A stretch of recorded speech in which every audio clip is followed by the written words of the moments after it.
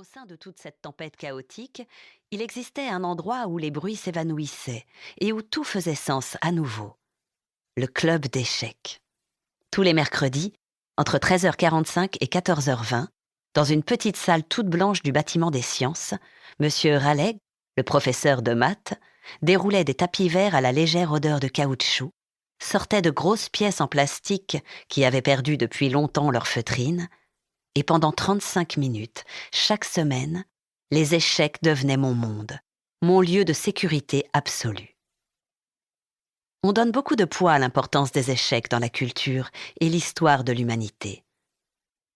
On en parle avec respect, comme l'un des jeux les plus riches qui ait été conçu, comportant plus de mouvements possibles qu'il n'y a d'étoiles dans l'univers. La première occurrence prouvée, sous une forme reconnaissable, que nous en ayons trouvée, date du 7e siècle, en Inde.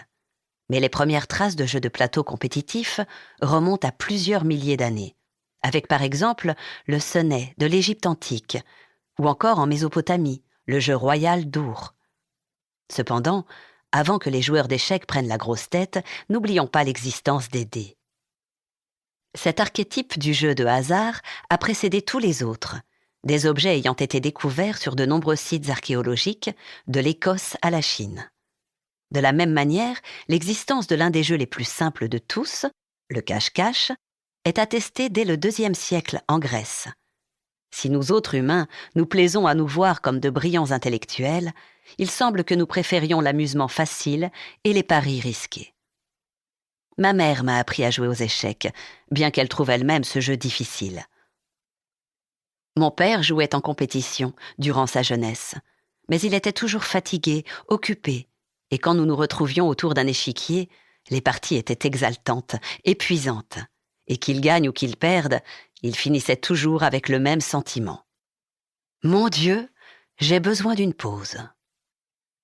Parfois, mes amis, difficiles à trouver, sacrés une fois acquis, venaient au club d'échecs de M. Raleigh, plus par simple curiosité que par réel intérêt. Pendant un trimestre, ma prof de chimie a décidé de nous rejoindre. Je l'ai battue chaque semaine pendant 1 mois, et j'ai vu dans le même temps mes notes baisser, de A à B, puis à C, jusqu'au jour où elle a finalement gagné.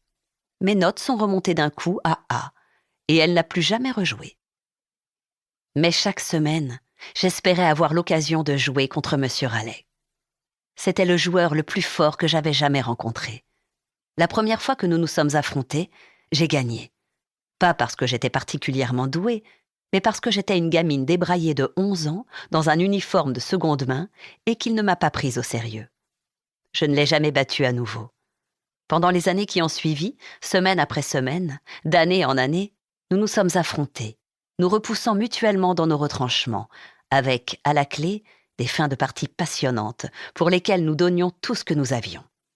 Et lorsque la cloche sonnait la fin de la pause déjeuner, nous nous regardions, jetions un œil à l'échiquier, et nous demandions si nous devions noter la position des pièces pour reprendre la semaine suivante là où nous nous étions arrêtés.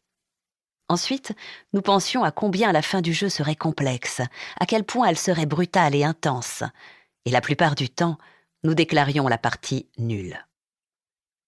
Monsieur Raleigh était un enseignant britannique classique, dont les seuls autres centres d'intérêt semblaient être l'opéra et le cricket. Il n'exprimait jamais ses émotions, ni rien de vraiment personnel. Il ne montrait jamais de marque d'affection et restait toujours dans un strict cadre professionnel.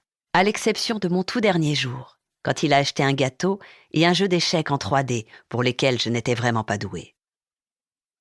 Alors qu'il saupoudrait du sucre glace sur un pochoir en forme de cavalier, j'ai su qu'il s'agissait là de ce qui se rapprochait le plus d'un geste d'affection modéré que je verrais jamais de sa part. J'en ai presque pleuré. Le futur m'appelait, et je n'avais pas la moindre idée de ce qu'était le succès, en dehors du cadre étroit de l'école, ni de la manière dont le jeu de la vie était censé se dérouler. Voici le conseil de mon père lorsque je suis entrée à l'université. Si tu dois essayer quoi que ce soit de douteux, assure-toi de le faire d'une manière sûre et contrôlée, et ne touche pas à l'héroïne. Et celui de ma mère. Affronte chaque petit ami potentiel aux échecs. On en apprend beaucoup sur les gens. Pour continuer à écouter ce livre audio gratuitement, cliquez sur le lien dans la description et vous pourrez l'écouter en entier sans frais grâce à l'essai de 30 jours d'Audible.